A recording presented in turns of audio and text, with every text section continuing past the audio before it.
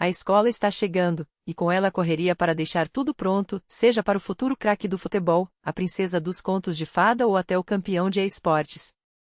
No Ozon, você encontra absolutamente tudo o que precisa para começar o ano letivo com o pé direito. E hoje, como já é tradição aqui em agosto, vamos mergulhar em um daqueles temas que marcaram minha infância de pioneiro, mistérios que alimentavam a imaginação e não saíam da cabeça. Já falamos aqui sobre as pirâmides e seus construtores, sobre a verdadeira história dos Três Mosqueteiros, e agora chegou a vez de um dos maiores enigmas de todos os tempos, Atlântida. Confesso que meu primeiro contato com esse nome foi no acampamento de verão, quando um dos pelotões mais velhos se chamava Atlantes. Eles cantavam uma música sobre gigantes que sustentam o céu com mãos de pedra, e eu, criança, ficava me perguntando, quem eram aqueles seres? Por que suas mãos eram de pedra? E, acima de tudo, por que eles carregavam o céu nas costas? Mais tarde, já na escola, esbarrei com a enciclopédia soviética o que é, quem é, e era sempre na página sobre Atlântida que meus olhos paravam. Um reino próspero no meio do oceano, com templos de ouro e mármore dedicado a Poseidon, deuses irritados, um terremoto devastador e, de repente, um continente inteiro engolido pelas águas.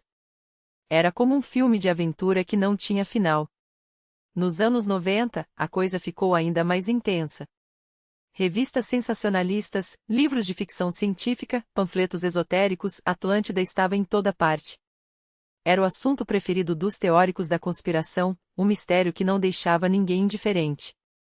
Aliás, falando em anos 90, vou conversar sobre essa década fascinante e caótica com Otar Kushanavili no Festival Estivo, dia 30 de agosto, no Klebozávod.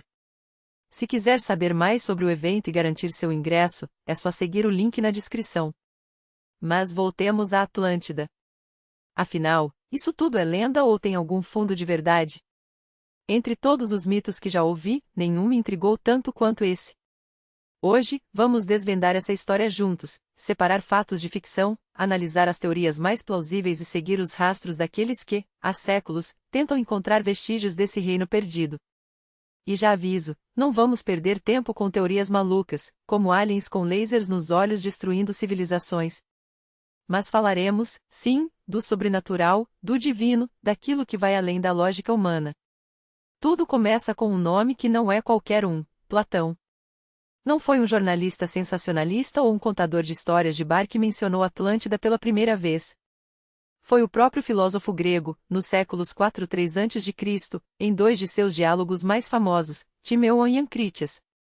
Nessas obras, um personagem chamado Critias relata um relato ouvido de Solon, um político ateniense que, 300 anos antes, esteve no Egito. Lá, em Sais, sacerdotes da deusa Neith lhe contaram sobre uma ilha além das colunas de Hércules, o que hoje conhecemos como Estreito de Gibraltar. Segundo eles, cerca de 9.600 anos antes de Cristo, existia ali um território maior que a Líbia e a Ásia Menor juntas, uma potência que dominava do Egito até a atual Itália. A origem dos governantes de Atlântida? Nada menos que um caso de amor divino. Poseidon, deus dos mares, se encantou por Clito, uma mortal que vivia na ilha com os pais. Dessa união nasceram 5 pares de gêmeos, e o primogênito, Atlas, ou Atlante, tornou-se rei. Daí veio o nome do reino, Atlântida, e do oceano que o cercava. Curiosamente, a outra versão para a origem do nome Atlântico, na mitologia grega, Atlas era o titã condenado a sustentar o céu nas costas, nas montanhas do norte da África, perto do estreito. Heródoto, mais tarde, usaria esse nome para batizar o oceano além das colunas. Mas voltemos ao relato de Platão. Segundo ele, Poseidon não apenas deu a ilha aos seus descendentes como a fortaleceu com um sistema impressionante de defesa, 2 anéis de terra elevados e 3 fossos cheios de água, protegendo o centro, um morro onde ficavam o Palácio Real e o Templo de Poseidon. Um lugar de riqueza inacreditável, florestas exuberantes, terras férteis, água cristalina e um metal misterioso, o oricalco, mais valioso que qualquer coisa, exceto o ouro. Alguns estudiosos arriscam dizer que poderia ser uma liga de cobre, mas ninguém tem certeza. E tem mais, Platão menciona elefantes na ilha, animais que, historicamente, só existiam na África e no Sudeste Asiático. Os atlantes não economizavam em grandiosidade. Construíram cidades com canais navegáveis, pontes monumentais, templos suntuosos. O templo de Poseidon, por exemplo, mide 180 metros de comprimento por 90 de largura. Para comparação, o Templo de Ártemis, uma das 7 maravilhas do mundo antigo, tinha apenas 115 por 55 metros. As paredes externas do templo eram revestidas de prata, o teto de marfim, e o chão brilhava com oricalco. No centro, uma estátua dourada de Poseidon, montado em uma carruagem puxada por 6 cavalos alados, cercado por 100 ninfas. Tudo em escala épica, como só os deuses merecem. E enquanto muitos hesitam em começar um negócio por medo das mudanças constantes do mercado, é justamente essa dinâmica que abre portas para oportunidades únicas. Adiar sonhos não leva a lugar nenhum e, felizmente, hoje existem soluções prontas para quem quer empreender sem complicação. O T-Business, por exemplo, oferece ferramentas sob medida para qualquer ramo, do varejo à construção civil, passando por logística e tecnologia. O cadastro é 100% online, gratuito e rápido. Em menos de uma semana, você já está com tudo pronto. Além disso, conta com consultoria especializada para escolher o melhor modelo jurídico e regime tributário para o seu caso. Assim que o negócio é registrado, você já tem acesso a uma plataforma completa para gerenciar suas operações com eficiência. E não para por aí. Ao registrar seu negócio pelo T-Business, você ganha 2 meses de conta corrente sem taxas no plano Simples, tempo suficiente para estruturar suas finanças sem preocupações. E se você é meio Simples Nacional? A contabilidade online também é grátis, com tudo o que precisa para manter suas obrigações em dia, sem burocracia e sem custos escondidos. Mas o verdadeiro diferencial está no que vem depois. Assim que sua empresa é formalizada, você desbloqueia um ecossistema completo de soluções para impulsionar seu negócio. Precisa de maquinário? Financiamento? Gestão de estoque? Marketing digital? Tudo está à sua disposição, integrado e otimizado para o seu ramo. Não importa se você atua no comércio, na indústria ou em serviços, no T-Business, as ferramentas se adaptam a você, não o contrário. Basta um clique para começar. Acesse o link na descrição ou escaneie o QR Code na tela agora mesmo. Porque quando o assunto é transformar sua ideia em um negócio de sucesso, o lugar é aqui. No T-Business. Música de transição. Agora, voltemos a um mistério que há milênios intriga historiadores, filósofos e aventureiros, a lenda de Atlântida. Platão, em seus diálogos Timeu e Critias, descreve uma civilização tão avançada que beira o fantástico. Mas será que tudo não passa de uma alegoria elaborada? Ou haveria grãos de verdade por trás desse mito? Vamos aos detalhes que desafiam a lógica. A ilha, segundo o filósofo, era um império naval com 20 mil navios de guerra, um número absurdo para a Idade do Bronze, quando as maiores frotas conhecidas mal chegavam a algumas dezenas. Sua capital, um labirinto de canais concêntricos revestidos de metais preciosos, abrigava um exército de 60 mil soldados só na região real, sem contar as 9 outras províncias governadas por príncipes. E tudo isso 12 mil anos atrás, quando, tecnicamente, a humanidade ainda esculpia ferramentas de pedra. Aqui surge a primeira pergunta incômoda: por que tantos detalhes geográficos e militares em uma fábula? Platão não era Tolkien. Se quisesse inventar um conto moral, bastaria esboçar um reino genérico. Mas não, ele especifica a área da planície central, equivalente à Bielorrússia atual, descreve as montanhas que cercavam o vale, os templos de Poseidon revestidos de orixalcum, um metal que, aliás, nunca foi identificado com certeza. Até as leis da Confederação Atlante são meticulosas, os 10 reis se reuniam a cada 6 anos para julgar conflitos, proibidos de guerrear entre si, com poder de vida e morte só em consenso. Soa como a constituição de um império real, não de um mito. E então, o colapso. A ganância corrompeu os atlantes. Eles partiram para conquistar a Europa e a África, até esbarrar nos atenienses, sim, aqueles mesmos Atenas pré-históricas, que, segundo Platão, teriam uma sociedade ideal milhares de anos antes de Sócrates. A resistência grega foi heróica, mas o castigo divino foi implacável. Em um único dia, terremotos e inundações engoliram Atlântida, deixando para trás apenas bancos de lama que atrapalhavam a navegação. O mais curioso. Platão deixa o relato de Critias inacabado, cortado no meio de uma frase. Seria morte, esquecimento ou uma pista de que a história era inconveniente demais para ser concluída? Música de suspense. Fato ou ficção? Vamos checar. Salã existiu e esteve no Egito. Um dos 7 sábios da Grécia, legislador e poeta, Salã realmente viajou ao Egito por volta de 590 a.C., durante seu exílio voluntário de Atenas. A cidade de Sais, na foz do Nilo, era um centro de saber onde sacerdotes guardavam registros ancestrais. Alguns historiadores gregos chegavam a especular que Sais poderia ter sido fundada por atenienses antes do dilúvio, uma ideia que, convenhamos, soa como um eco distorcido da própria lenda atlante. 2. A transmissão da história é suspeita. Segundo Critias, neto de Drópides, que ouviu de Salã, a história passou por 4 gerações antes de chegar a Platão. Só que há um problema: os gregos da época tinham filhos cedo, aos 20 anos. Se cada geração aqui durou 30 ou 40 anos, estamos falando de um intervalo de 120 a 160 anos, muito mais do que os 90 anos que separavam Salã de Platão. Algo não fecha. Ou a cronologia é artificial, ou Platão ajustou os dados para dar credibilidade à narrativa. 3. O silêncio dos contemporâneos é ensurdecedor. Se Atlântida fosse real, por que nenhum outro autor grego, nem Heródoto, o pai da história, nem Tucídides, mencionou sequer um rumor sobre ela? O Egito, que supostamente preservava a memória do conflito, não deixou nenhum hieróglifo, nenhum papiro sobre a guerra contra os Atlantes. Até Aristóteles, discípulo de Platão, ignorou a história em seus tratados, exceto por uma frase ambígua sobre um lodo além das colunas de Hércules em que pode ou não ser uma referência indireta. 4. Os romanos só repetiram Platão e com ceticismo. Autores como Plínio, o Velho, e Estrabão citam Atlântida, mas sempre como uma lenda platônica, sem adicionar novas evidências.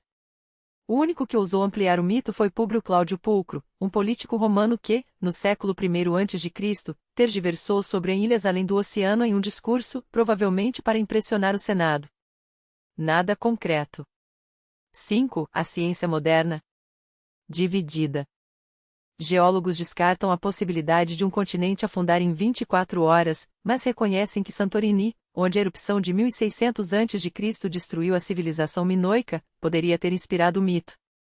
Arqueólogos apontam que culturas como a Tartessos, na Espanha, tinham riqueza e poder naval, mas nada próximo ao império descrito por Platão. E o Orixalcum? Análises recentes sugerem que poderia ser uma liga de cobre e zinco, similar ao latão, ou pura invenção literária. Então, o que resta? Platão era um gênio da retórica, mas também um filósofo com uma missão: criticar Atenas de seu tempo. Atlântida, com sua decadência moral e colapso repentino, poderia ser um aviso velado aos atenienses do século IV a.C., então mergulhados em corrupção e guerras civis. Uma alegoria sobre o perigo do excesso, disfarçada de história perdida. Ou, e se não for? E se, entre as camadas de simbolismo, houver um núcleo de verdade? Uma civilização avançada que deixou rastros em mitos globais, desde os toltecas, que falavam de uma terra afundada chamada Aztlã, até os hindus, com sua Dvrak, cidade submersa de Krishna? Uma coisa é certa: a busca por Atlântida nunca acabou. E enquanto o mistério persistir, a humanidade continuará a se perguntar: o que mais o oceano esconde? Mas aqui está o detalhe intrigante: enquanto os antigos não tinham provas concretas para validar Atlântida, nós as temos. Não porque o passado as guardou para nós, mas porque o presente as reconstruiu, com a mesma paixão com que você busca respostas que desafiam o óbvio. E se há algo que define a humanidade, é justamente essa sede de desvendar o indesvendável. Afinal, sem limites, não há fronteiras para o conhecimento. E é exatamente isso que fazemos: devolvemos o que o tempo apagou, não por magia, mas por uma obsessão em conectar você ao extraordinário. Porque a história não é apenas sobre o que foi, é sobre o que pode ser redescoberto. E foi assim que, por séculos, a Atlântida permaneceu adormecida nos manuscritos, até que um único homem a despertou.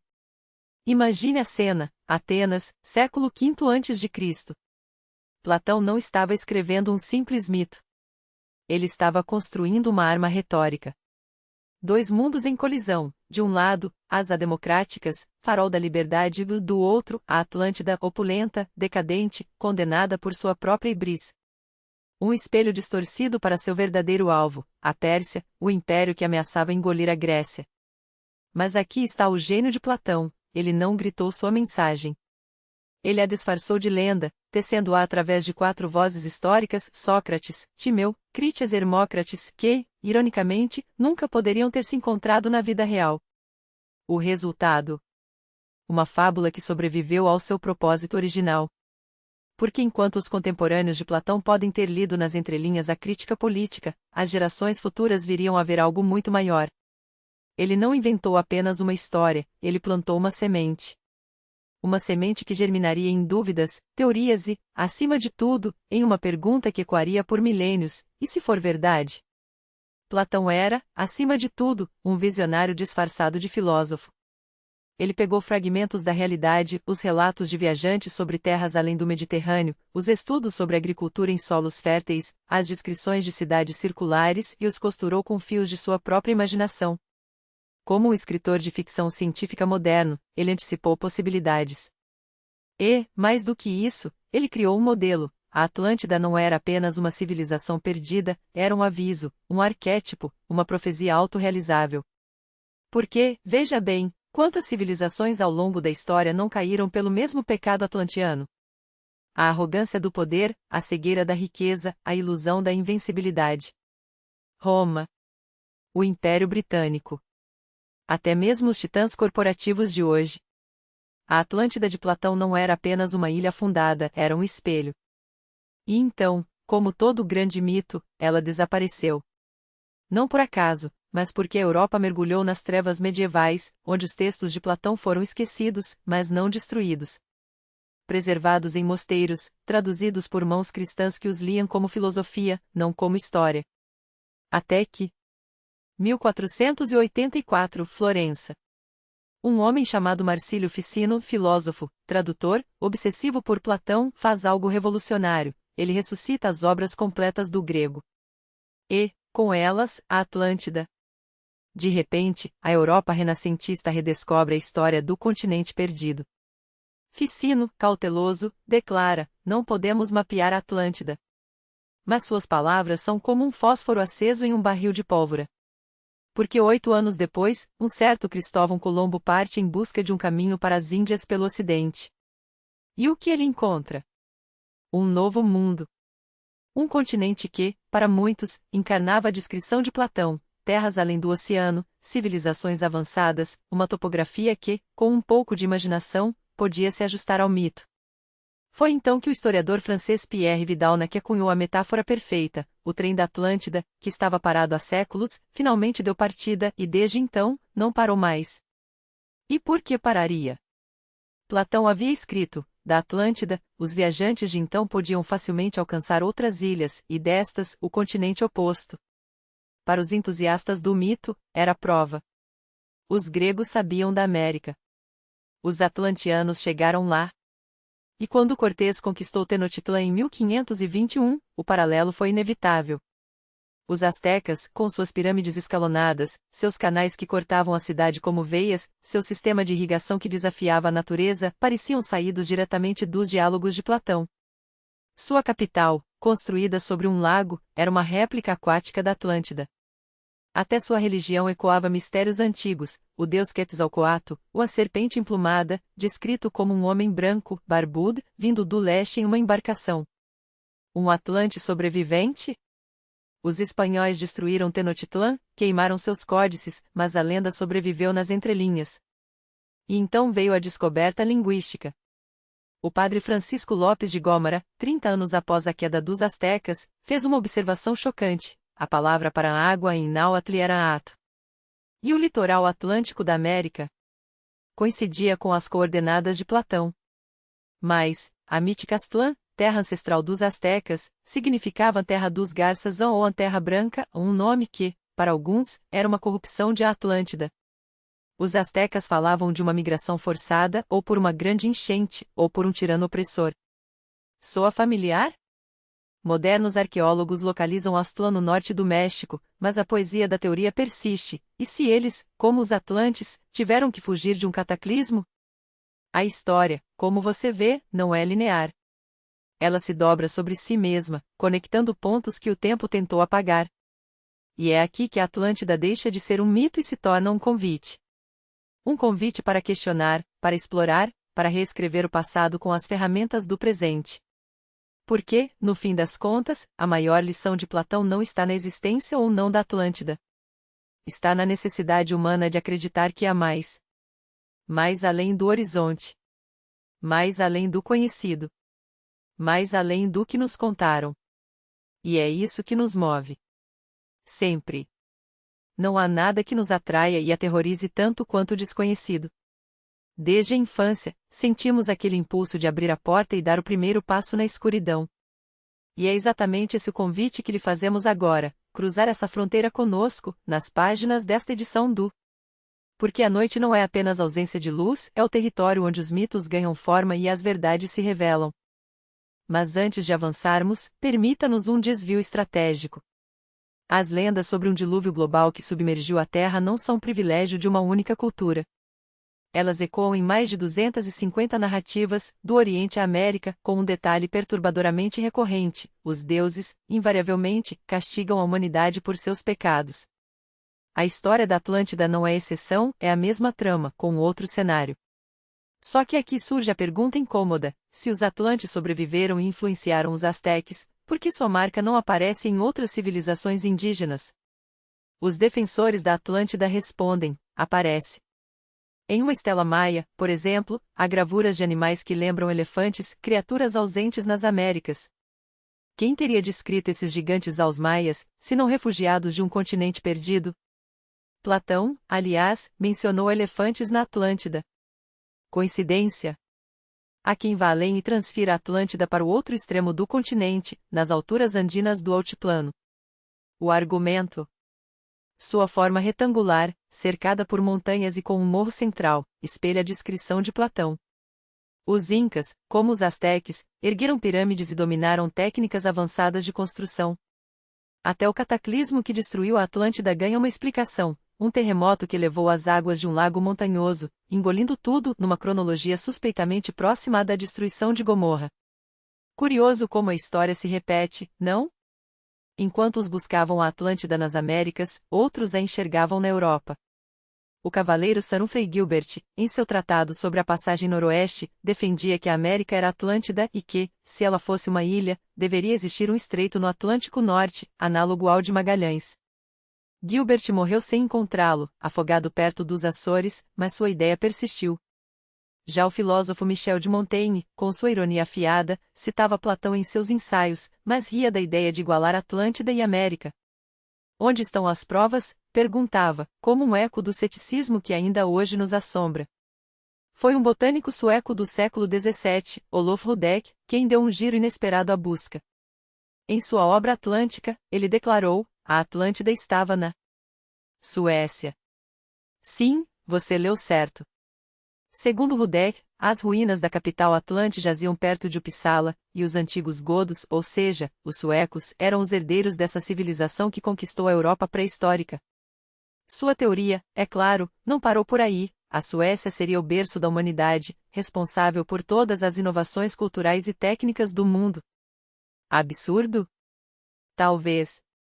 Mas no início do século XX, ainda havia quem a defendesse. E então veio Athanasius Kircher, o gênio enciclopédico alemão que estudou de tudo, de física e egiptologia. Em 1664, ele publicou algo revolucionário: o primeiro mapa da Atlântida, supostamente resgatado dos arquivos do Vaticano. Para Kircher, os restos do continente perdido estavam nos Açores ou nas Canárias, onde os guanches, de pele clara e cabelos loiros, seriam descendentes dos Atlantes. Conveniente, não? Mas aqui vale um alerta. O mesmo Kircher calculou as dimensões da Arca de Noé e aprovou que a Torre de Babel, se construída, teria virado a Terra de cabeça para baixo. Suas teorias, digamos, criativas, foram alvo de risos até de Voltaire, que questionava: por que, em 2 milênios de buscas, só fanáticos encontram provas da Atlântida? A Rússia, é claro, não ficou de fora.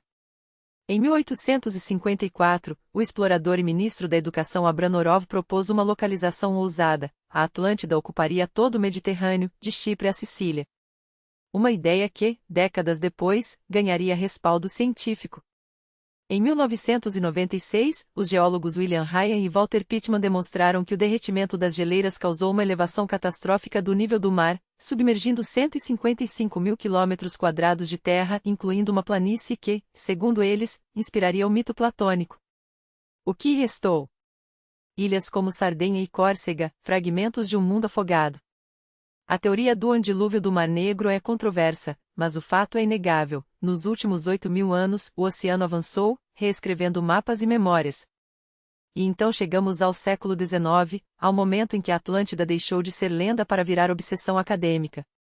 Um homem, político, escritor e visionário, compilou todas as teorias existentes e fundou uma nova ciência, a atlantologia. Seu nome? Ignatius Loyola Donnelly, descendente de irlandeses, batizado em homenagem ao fundador de uma ordem que, ironicamente, também buscava verdades ocultas. Mas essa é uma história que merece ser contada com o peso que tem. Porque Donnelly não apenas reuniu fragmentos do passado, ele os transformou em uma arma contra o esquecimento. E é aqui que a busca pela Atlântida deixa de ser sobre um lugar e passa a ser sobre nós, o que estamos dispostos a acreditar, e por quê. 1882 não foi um ano qualquer.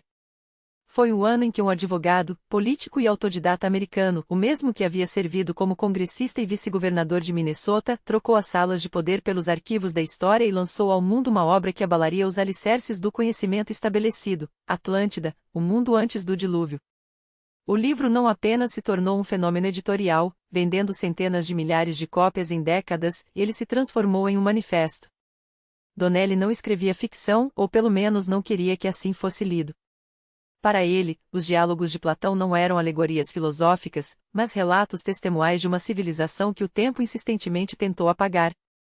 Sua tese era explosiva: a Atlântida não era um mito, mas o berço de tudo.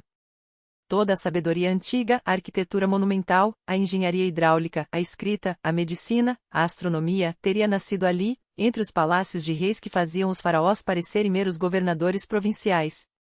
Os deuses do panteão egípcio, grego, maia?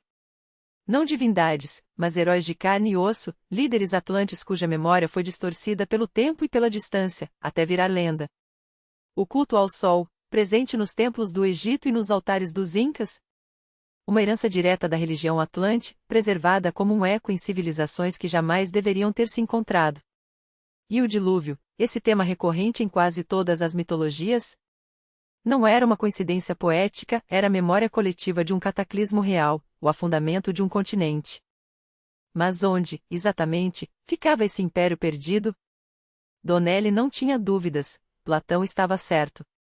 A Atlântida jazia além das colunas de Hércules, no meio do Atlântico, e seus últimos suspiros ainda podiam ser vistos nas ilhas que emergiam das águas como lápides de uma tumba submarina.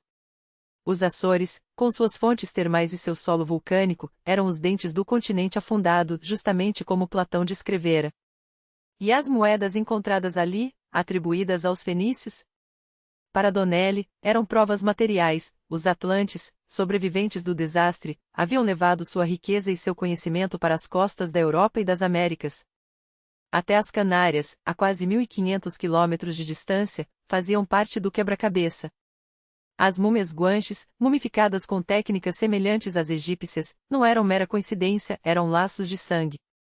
As pirâmides escalonadas da ilha? Templos solares atlantes, erguidos por mãos que um dia haviam construído algo muito maior.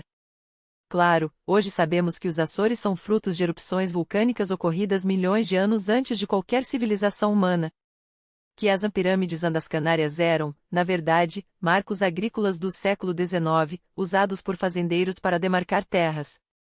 Que não há uma única menção a pirâmides nos textos de Platão, e que a arquitetura atlante descrita por ele, com seus anéis concêntricos e canais, não encontra paralelo em nenhuma estrutura conhecida.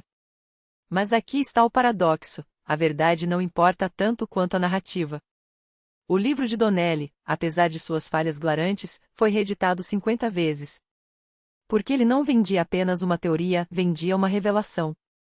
E, mais do que isso, uma missão, a de que a história oficial estava incompleta, e que cabia a nós, herdeiros desse mistério, preencher suas lacunas.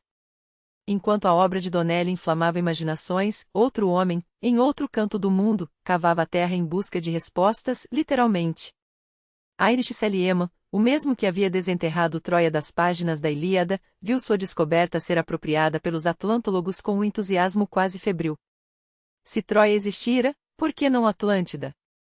E se a guerra entre atenienses e atlantes não passava de um outro nome para o conflito que Homero imortalizou? A localização geográfica batia: uma cidade portuária, rica, orgulhosa, destruída por um cataclismo. A arquitetura descrita por Platão, muralhas ciclópeas, palácios suntuosos, lembrava os vestígios de Troia. E a Turquia, com seus terremotos frequentes, não seria o cenário perfeito para um afundamento simbólico.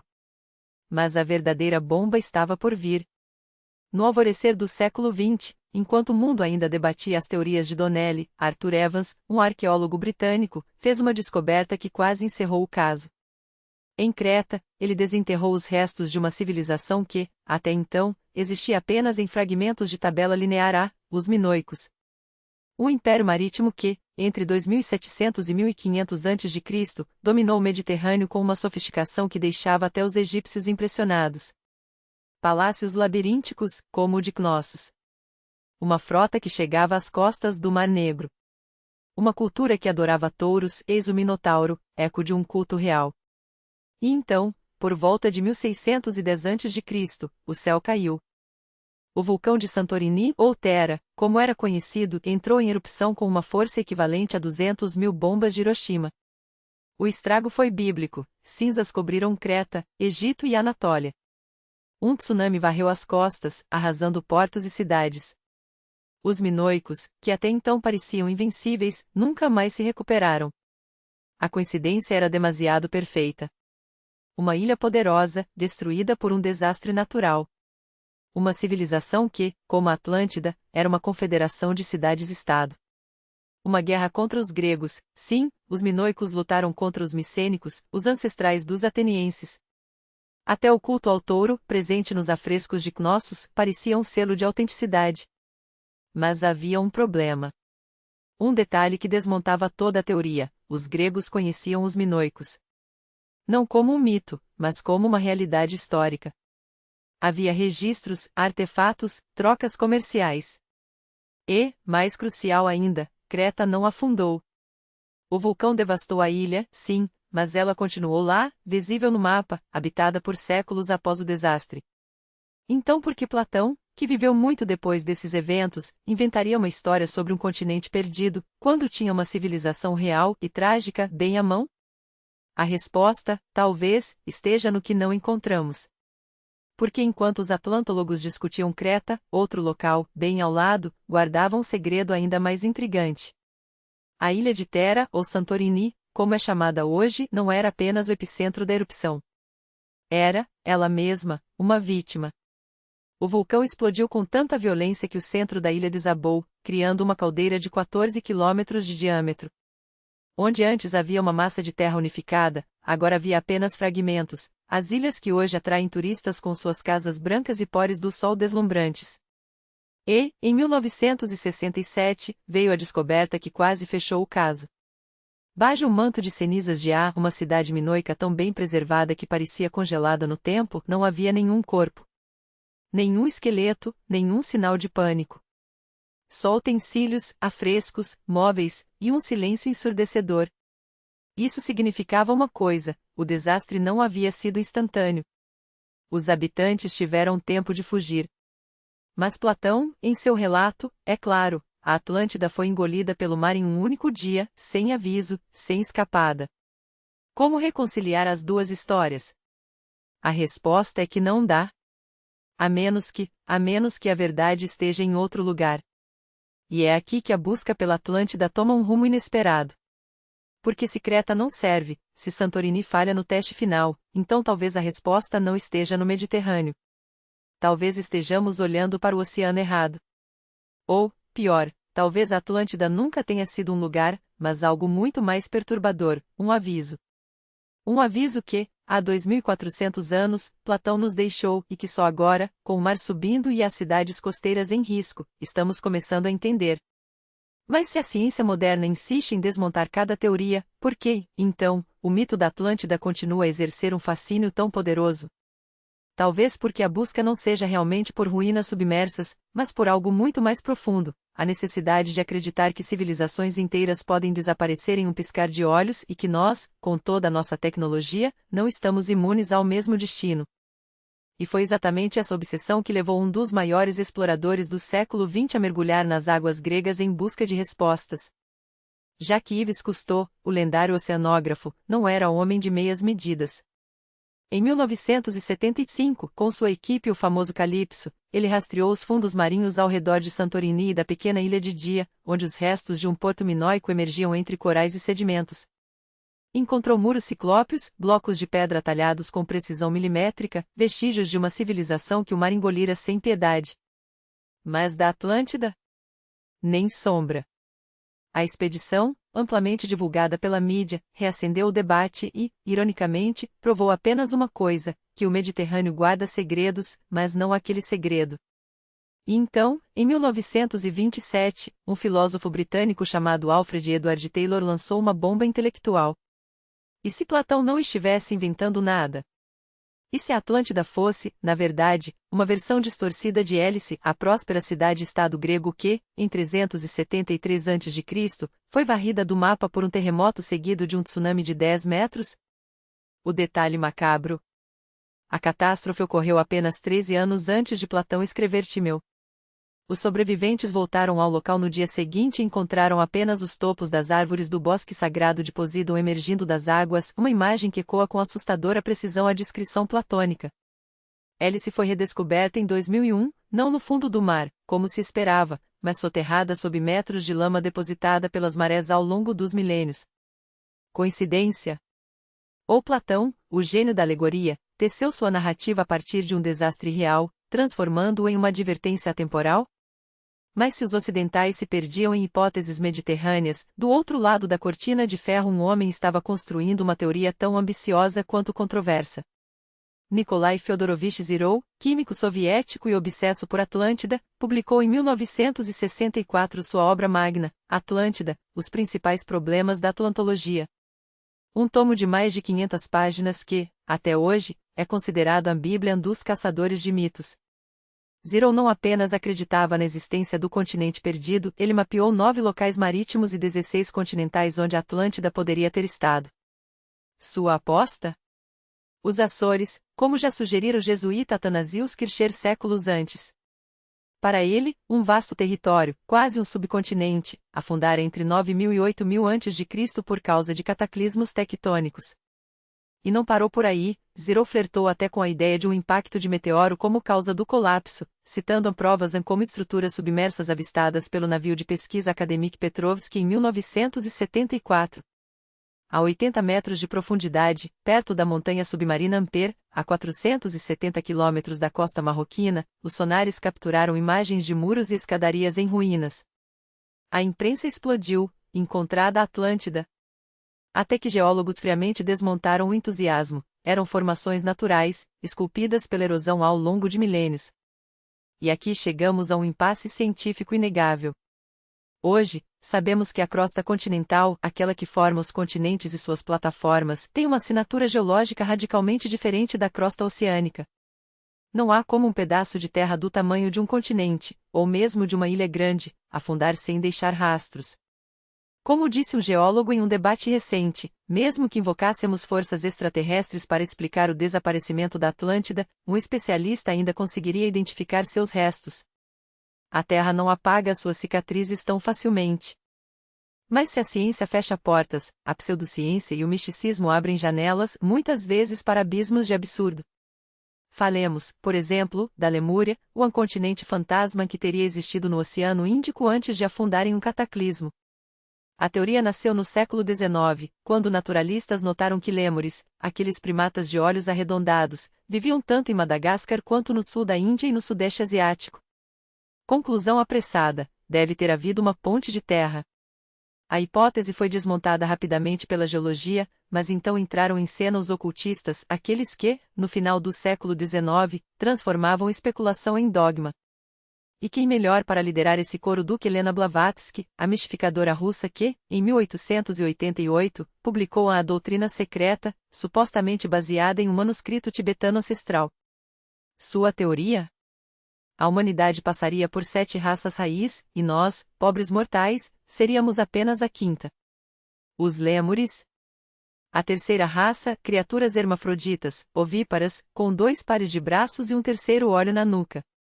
Aqui, talvez, seja melhor interromper antes que a descrição vire um roteiro de filme B. Mas voltemos ao mundo real, ou ao menos à sua versão mais intrigante. Nos últimos anos, a caça Atlântida migrou para o Caribe. Em águas rasas perto de Bimini, nas Bahamas, mergulhadores encontraram centenas de blocos de pedra retangulares, alinhados como calçadas ou fundações de edifícios. A poucos quilômetros dali, ao largo de Cuba, sonares detectaram estruturas piramidais a 700 metros de profundidade, datadas, pasmem, de 10.000 anos atrás. E neste ano, perto de Cádiz, na Espanha, arqueólogos marinhos localizaram ruínas submersas com muros de 6 metros de altura, cercando um complexo retangular. A descrição: suspeitosamente semelhante ao templo de Poseidon que Platão descreveu. A ironia: enquanto a ciência desmonta uma teoria atrás da outra, o mito persiste. E não por acaso. Porque a Atlântida não é apenas uma ilha perdida, é um espelho. Um espelho que reflete nosso medo mais primitivo, o de que, um dia, o mar possa reclamar tudo que construímos. E que, quando isso acontecer, só restará uma lenda para contar nossa história.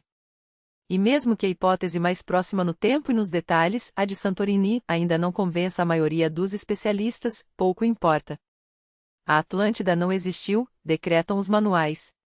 Não passa de um delírio poético de um filósofo grego, tecido há 2.400 anos com fios de imaginação e nostalgia. Mas aqui está o mistério: por que, então, essa fábula resiste como uma cicatriz na memória da humanidade?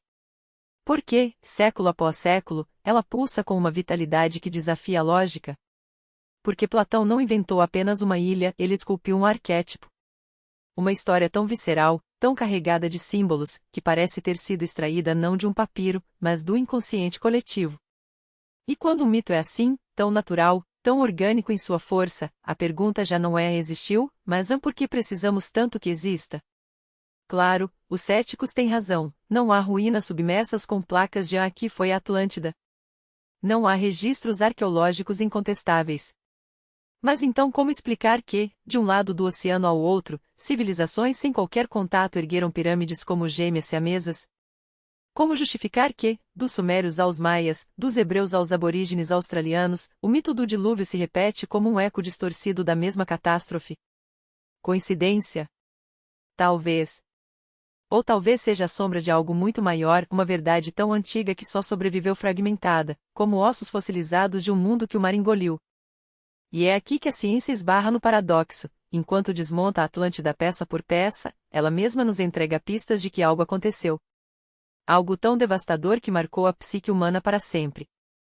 Algo que, se não foi a queda de uma civilização avançada, foi pelo menos o trauma de um planeta que, em algum momento, quase se apagou. Então, queridos incrédulos e sonhadores, a escolha é sua. Podem rir da fantasia de Platão ou seguir adiante, como se a história fosse uma linha reta sem mistérios. Ou podem olhar para os mapas, para as lendas, para as pirâmides espalhadas como faróis de uma era esquecida, e se perguntar: e se? E se, no fundo, a Atlântida não for um lugar, mas uma advertência? Uma metáfora gravada a fogo na memória da Terra, esperando que, desta vez, alguém finalmente ouça? E enquanto ponderam, não se esqueçam: a história não é apenas o que está escrito nos livros. É também o que sussurra entre suas linhas. O que persiste, teimoso, mesmo quando todos juram que não passa de lenda. Fiquem ligados, porque as melhores histórias ainda estão por vir. E algumas, quem sabe, já estão aqui, só esperando que alguém as desenterre.